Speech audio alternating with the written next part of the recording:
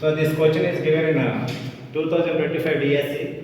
What is given question? Fluency, flexibility, originality, redefinition and sensitivity to problems. These abilities indicate the characteristics of dash aptitude, so intelligence, individual differences, so creativity.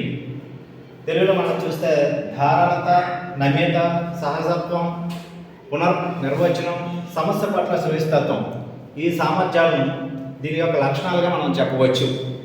So ఈ question అనేది మనకి చూసినట్లయితే సైకాలజీలో వైయక్తిక భేదాలు individual differences అనే లెసన్లో వైయక్తిక భేదాలు ప్రజ్ఞ అనే లెసన్లు ఇవ్వడం జరిగింది. ఈ క్వశ్చన్ దాని నుంచి తీసుకోవడం జరిగింది.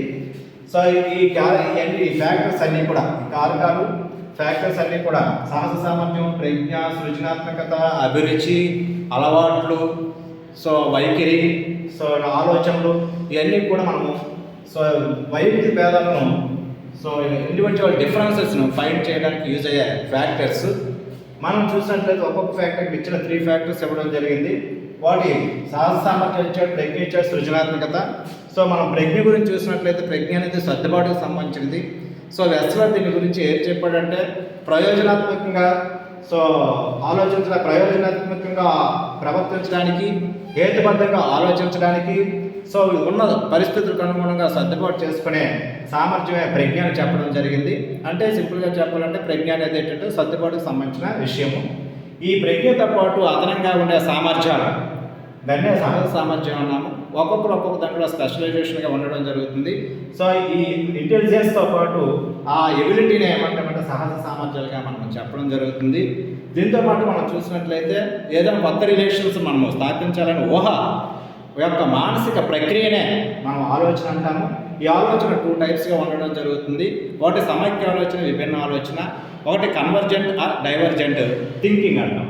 ఈ కన్వర్జెంట్ థింకింగ్ అంటే ఉన్నట్లుగానే మనం చెప్పామంటే నేర్చుకున్నాం అనుకున్నట్లయితే దాన్ని ఏమంటామంటే కన్వర్జెంట్ థింకింగ్ అంటాము. డైవర్జెంట్ థింకింగ్ అంటే భిన్నంగా ఉన్నదాన్ని ఏంటంటే ఉన్నదన్నే కొత్త రూపంతో లేదా లేకపోయినా కొత్తదాన్ని సృష్టించడానికి మనము విభిన్నమైన ఆలోచనలు ఆ సామర్థ్యం, ఊహా సామర్థ్యం విభిన్న ఆలోచనలు అంటాము. అలాంటి విభిన్న ఆలోచన మనం ఏం చెప్తామంటే సృజనాత్మకత అంటాము. ఈ సృజనాత్మక విభిన్నంగా ఆలోచించే దాంట్లో మనకు కనిపించే లక్షణాలు ఏంటంటే ధారాళత, నమ్యత, సహజత్వము, పునర్నిర్వచనం, రీడెఫినేషన్, ఈ 2 సమస్య పట్ల సునిశ్చితత్వం. ఈ లక్షణాలన్నీ కూడా మనకి ఎక్కడ కనిపిస్తాయంటే మనకి సృజనాత్మకంగా ఆలోచించే వ్యక్తుల్లో కనిపించడం జరుగుతుంది. సో కాబట్టి మనకి కరెక్ట్ ఆన్సర్ సృజనాత్మకత లేదా క్రియేటివిటీ అని మనం చెప్పవచ్చు. Okay, thank you.